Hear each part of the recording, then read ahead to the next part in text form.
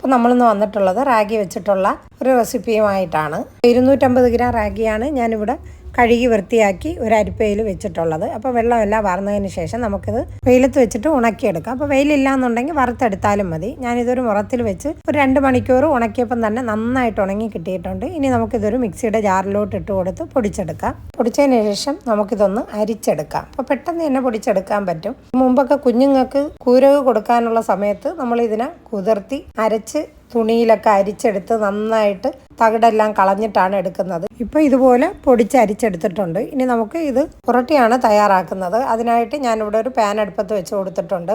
125 ml കപ്പിലാണ് ഞാൻ 2 cup ഒഴിച്ചു കൊടുക്കുന്നത്. മൊത്തം 1 കപ്പ് വെള്ളമാണ്. ഇനി 1/2 കപ്പ് തേങ്ങ കൂടെ ഞാൻ ചേർത്ത് കൊടുക്കുന്നുണ്ട്. നിങ്ങളുടെ ആവശ്യത്തിനുള്ള ഉപ്പ് കൂടെ ചേർത്ത് കൊടുക്കണേ. ഞാൻ വെള്ളത്തിൽ ഉപ്പ് ചേർത്തിട്ടുണ്ടായിരുന്നു. ഇനി 1 കപ്പ് റാഗിപ്പൊടി കൂടെ ഇതിലോട്ട് ചേർത്തതിന് ശേഷം മീഡിയം ഫ്ലെയിമിലോട്ട് തീയാക്കിയതിന് ശേഷം നമുക്കിതൊന്ന് മിക്സ് ചെയ്ത് കൊടുക്കാം. അപ്പം വെള്ളം നല്ല വെട്ടി തിളച്ചതിന് ശേഷമാണ് നമുക്ക് പൊടിയിട്ട് കൊടുക്കേണ്ടത്. നല്ല രീതിയിൽ തന്നെ കിട്ടിയിട്ടുണ്ട്. നല്ല അടിപൊളിയായിട്ട് വന്നിട്ടുണ്ട്. ഇനി നമുക്കിതൊന്ന് നന്നായിട്ട് കുഴച്ചെടുക്കാം. അപ്പോൾ നമ്മുടെ ചാനൽ ആദ്യമായി കാണുന്നവരാണെങ്കിൽ സബ്സ്ക്രൈബും ലൈക്കും ചെയ്ത് ഒന്ന് സപ്പോർട്ട് ചെയ്യണേ. നിങ്ങൾക്ക് നമ്മുടെ വീഡിയോ ഇഷ്ടപ്പെടുകയാണെങ്കിൽ മറ്റുള്ളവർക്ക് കൂടെ ഒന്ന് ഷെയർ ചെയ്ത് കൊടുക്കണേ. അപ്പോൾ മാവെല്ലാം ഞവടിയതിന് ശേഷം ഞാൻ ഇതുപോലെ ഒരു ഉരട്ടിപ്പലകയിൽ വെച്ചിട്ടാണ് റെഡിയാക്കി എടുക്കുന്നത്. നിങ്ങൾക്ക് പ്രസ്സിൽ വെച്ച് ചെയ്തെടുക്കാവുന്നതാണ്. എങ്ങനെ വേണമെങ്കിലും നമുക്ക് ചെയ്തെടുക്കാം. അപ്പോൾ ഇതാണ് യഥമായതുകൊണ്ട് ഞാൻ ഇങ്ങനെ എടുക്കുന്നുണ്ട്. അപ്പം ഞാൻ എല്ലാ വീഡിയോയിലും പറയും പോലെ നല്ല സൂപ്പറാണ്, അടിപൊളിയാണ്, നല്ല ടേസ്റ്റാണ് അങ്ങനെയൊന്നും ഞാൻ പറയുന്നില്ല. കാര്യം ഇത് അരി പോലെയല്ല, മില്ലറ്റാണല്ലോ. അപ്പോൾ അതിൻ്റേതായ ഒരു ടേസ്റ്റേ ഉണ്ടാവുള്ളൂ. അപ്പോൾ നമ്മൾ ഉരട്ടിയൊക്കെ സാധാ കഴിക്കും പോലെ ഉള്ള ടേസ്റ്റാണെന്ന് വിചാരിച്ച് നിങ്ങൾ